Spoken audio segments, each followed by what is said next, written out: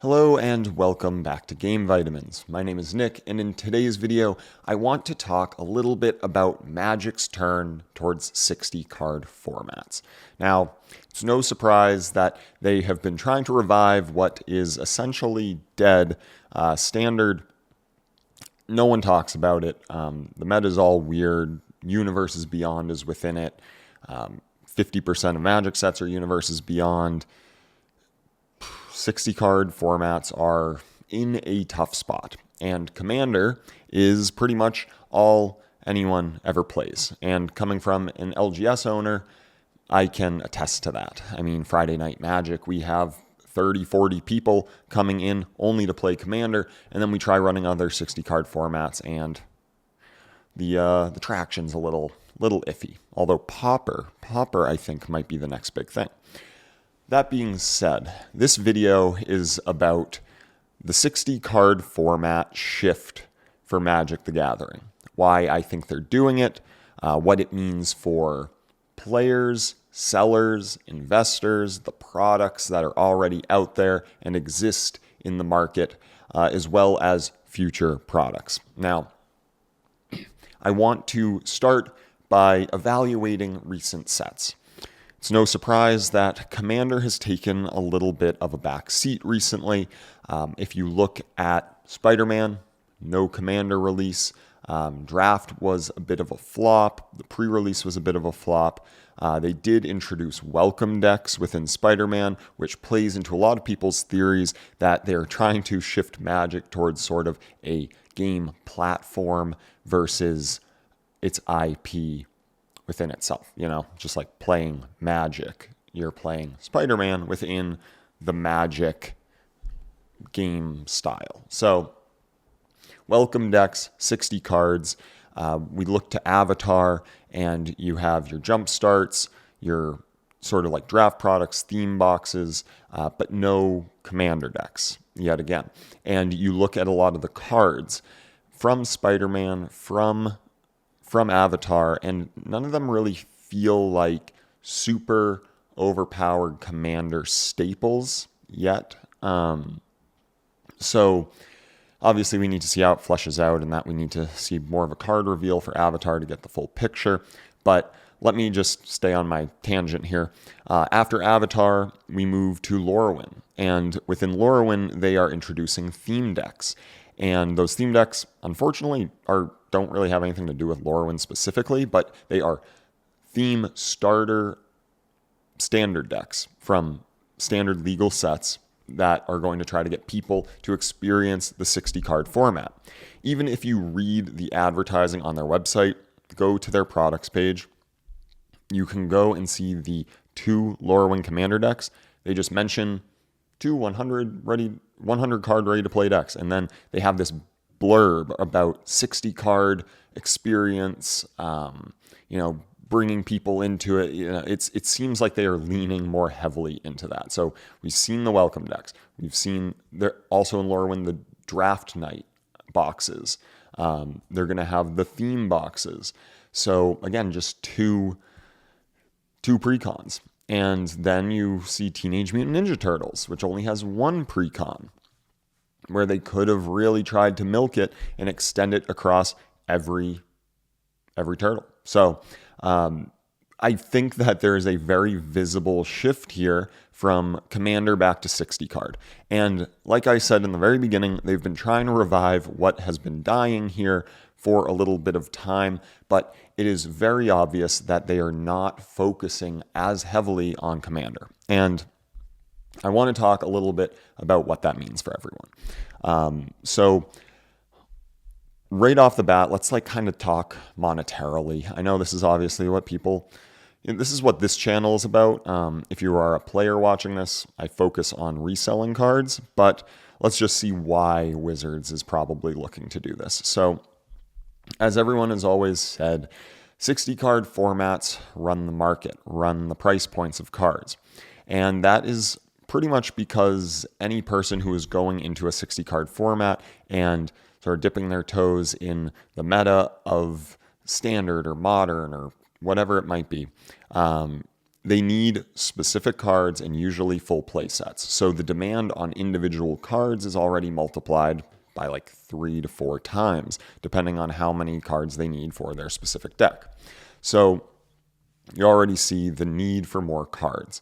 As standard rotates, as sets change, it requires people to buy new cards, change their decks, create more hype for underhyped sets.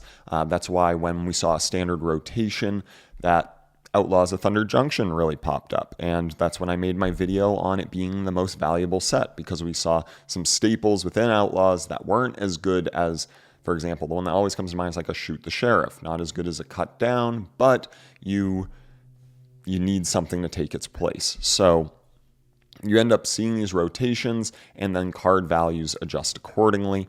So with all of that being said, Magic is trying to keep the stickiness of customers. The problem with Commander, I love Commander, is the decks are good indefinitely, and it uses legacy sets. So from a monetary standpoint for Wizards and for Hasbro, they want people buying new sets. They want decks ever changing.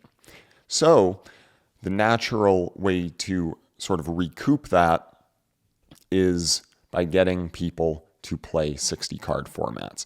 Because within Commander, it has been wildly known that there's a lot of staples, right? Decks do have sort of a, you look at like a Commander Masters, right? Like they just, what Commander staples are for different colors. Then obviously there's a lot of cards you need to swap in depending on what your strategy is going to be for each deck.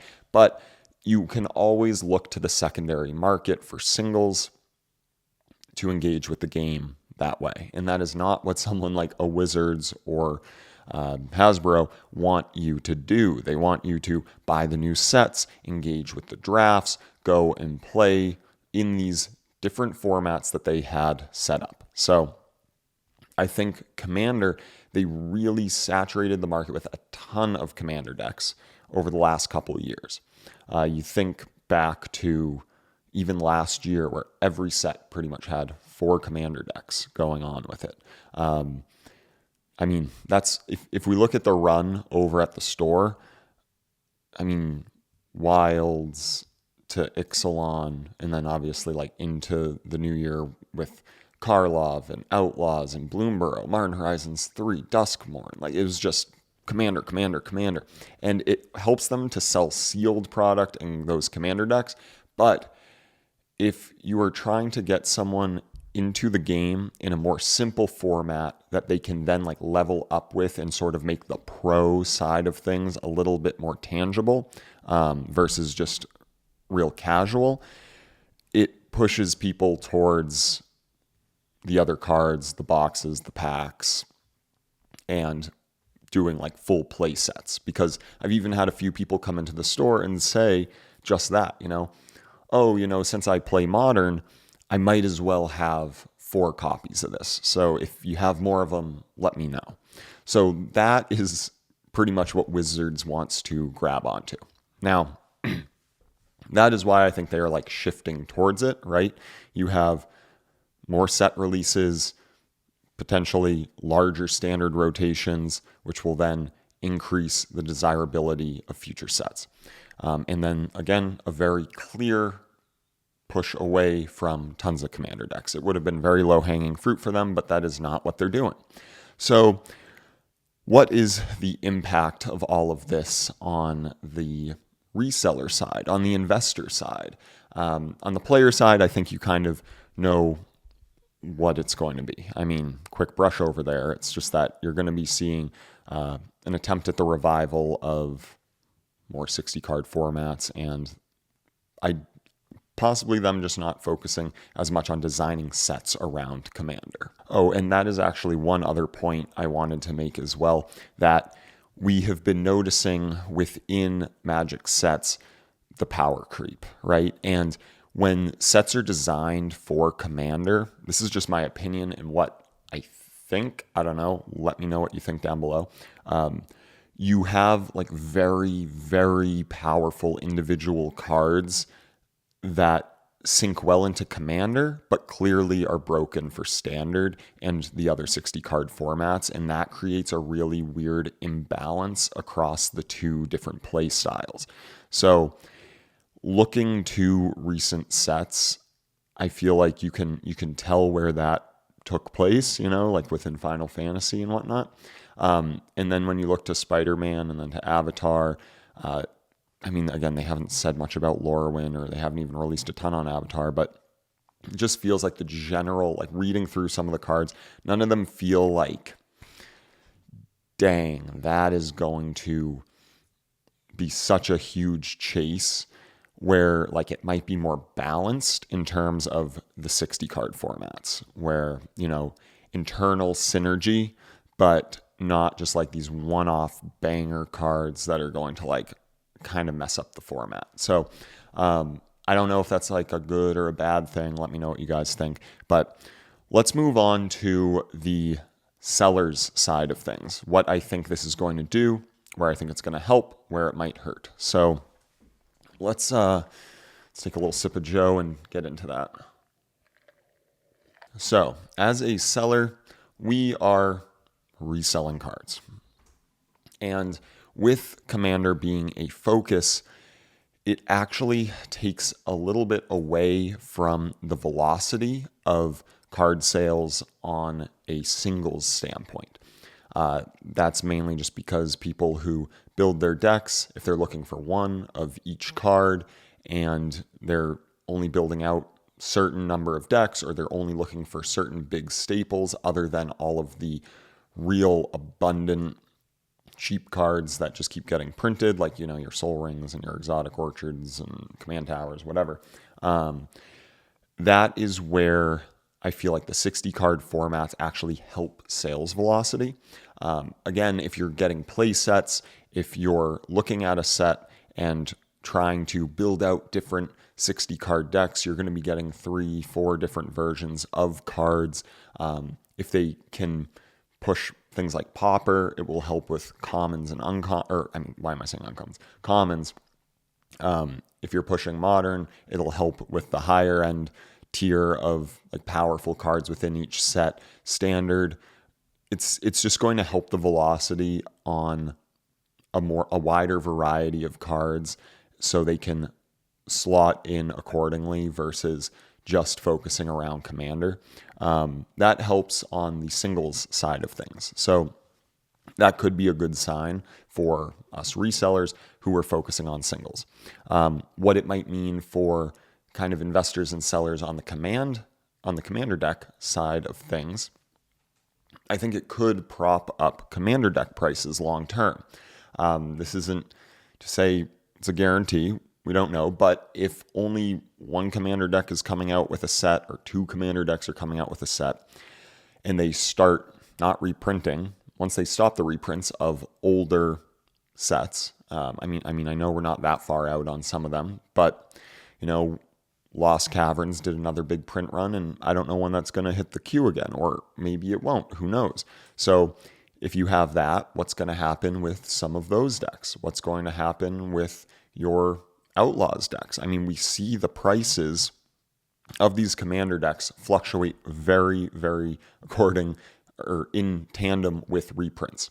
I've thrown up charts before, but essentially you just see it climb until a reprint where it crashes. It climbs back up again as supply dwindles, crashes, and part of that is due to the collectors, the people who want to play the decks or just keep them, and the people who are buying these decks to break them down for the valuable singles that inevitably climb up because you can only get them through the Commander decks. So from a reselling standpoint, I think older Commander decks or sets that have multiple decks in them, like, again, your Duskmourns, your Outlaws of Thunder Junction, Bloomburrow, Modern Horizons 3, those will get more of the attention, because yes, you could go to Teenage Mutant Ninja Turtles and get the singular deck that they're going to sell for it, but people who play Commander and like trying precons like the variety, and if they like a set, they sometimes like trying the different flavors of that set.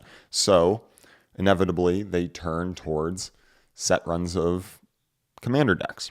And that is where I think it could be good for the long-term price points of holding decks, or even holding them to eventually break down for more singles.